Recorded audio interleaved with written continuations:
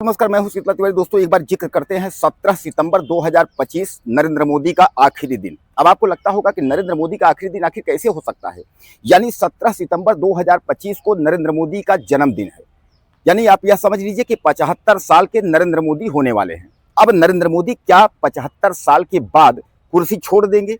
यानी जो हिंदुस्तान की जो तीसरी बार जो प्रधानमंत्री का बागडोर जो संभाले हुए हैं, क्या अब 17 सितंबर के बाद कोई अगला प्रधानमंत्री होगा? अब ये आप मान के चलिए कि अगले प्रधानमंत्री के लिए 3 लोगों का नाम आ रहा है।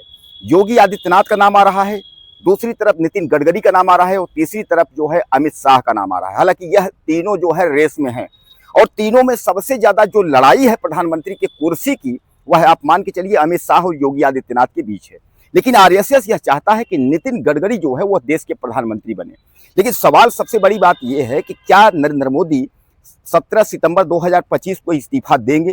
क्योंकि जैसा आपको याद होगा कि 2014 में जब सरकार बनी थी तो नरेंद्र मोदी ने यह बात कही थी कि अब जो 75 साल का जो होगा उसको न तो मंत्री बनाया जाएगा और न तो किसी पद में रहेगा।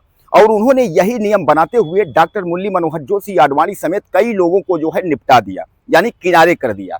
तो अब क्या हो सकता है कि यह 17 सितंबर 2025 को नरेंद्र मोदी किनारे होंगे, अपना मंत्रिमंडल छोड़ेंगे। और दोस्तों, सबसे बड़ी बात यह है 11 सितंबर 2025 को आरएसएस के प्रमुख मोहन भागवत भी 75 साल के हो रहे हैं। तो क्या आरएसएस की कुर्सी खाली होगी? चलिए मान लेते हैं एक बार कि अगर नरेंद्र मोदी अगर पद छोड़ते हैं, अगर मार्गदर्शक मंडल में जाते हैं, तो यूपी का मुख्यमंत्री कौन होगा?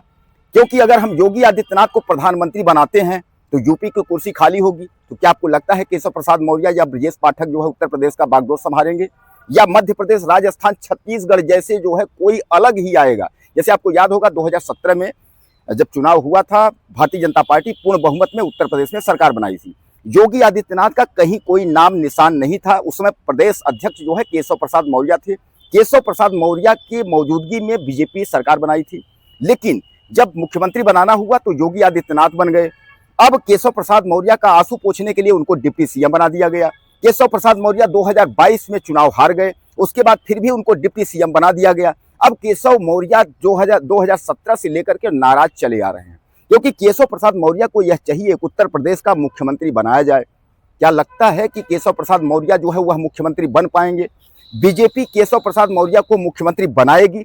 यानी कुल मिलाकर के अगर नरेंद्र मोदी 75 साल के बाद मार्गदर्शक मंडल में जाते हैं और इस्तीफा देते हैं तो उत्तर प्रदेश से लेकर के देश में भूचाल आ जाएगा।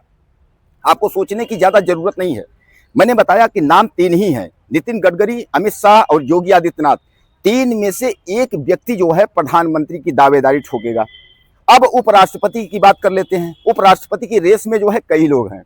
नीतीश कुमार अलग हैं, जेपी नड्डा अलग हैं, शिवराज सिंह अलग हैं, 1-2 नाम कई और आ रहे हैं जिनको उपराष्ट्रपति बनाना है। अब दोस्तों, अब पिछले वीडियो में आपने कमेंट किया था कि मायावती का आपने नाम लिया था।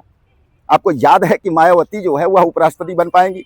मायावती बीएसपी की वोट बैंक जो है 2017 में बीजेपी ने कन्वर्ट कर लिया था। वह कहा गया था कि द्रौपदी मुर्मू के जगह पर जो है, तब द्रौपदी मुर्मू का नाम नहीं था, यह लगा था कि मायावती जो है वो राष्ट्रपति बन जाएंगी। मायावती की वोट बैंक आरएसएस बड़े दिमाग से जो है वो हासिल कर ली। अब मायावती की धीरे धीरे पार्टी 2022 आते आते जो है बीजेपी में विलय हो गई। मायावती के पास कुछ भी नहीं बचा। अब मायावती ने कहा कि हम जो है नया अपना संगठन तैयार करेंगे, कार्यकारिणी भंग करके नई कार्यकारिणी तैयार करेंगे। बीएसपी जो है जमकर चुनाव लड़ेगी। अब इधर जो है बीएसपी जम के चुनाव तो लड़ रही है, लेकिन कोई फायदा नहीं है। उपराष्ट्रपति की जो स्थिति है वह जो है मायावती की झोली में जाते नहीं दिख रहा है। तो दोस्तों, कुल मिलाकर के जो है अब राजनीति जो उत्तर प्रदेश से लेकर के दिल्ली तक की जो राजनीति है वह अब गरमाई हुई है कि कौन बनेगा राष्ट्रपति, तो कौन बनेगा प्रधानमंत्री, कौन बनेगा यूपी का मुख्यमंत्री। यानी इस सब सवालों के जो जवाब हैं वह मिल नहीं पा रहे हैं। कोई कह रहा है योगी आदित्यनाथ बन जाएंगे, कोई कह रहा है अमित शाह बन जाएंगे, कोई कह रहा है नड्डा बन जाएंगे। यानी जिसके जो मन में आ रहा है वो कह रहा है वो बन जाएंगे प्रधानमंत्री और राष्ट्रपति।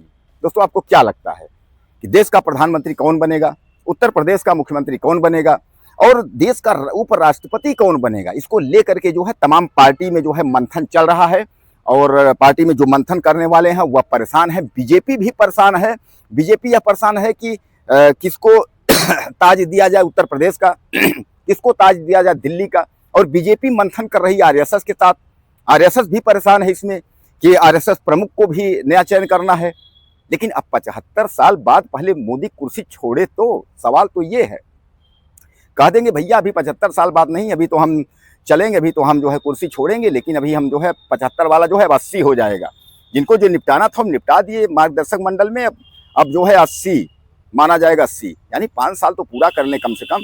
लेकिन लोग यह भी कह रहे हैं कि अभी एक पंचवर्षीय और लड़ेंगे, यानी चौथी जो है हैट्रिक तो तीसरी चल रही है, नरेंद्र मोदी एक बार और प्रधानमंत्री रहेंगे। दोस्तों आपको क्या लगता है, अपनी राय दीजिएगा। चैनल को सब्सक्राइब कर लीजिए। अपने अगले वीडियो में फिर मिलते हैं। नमस्कार।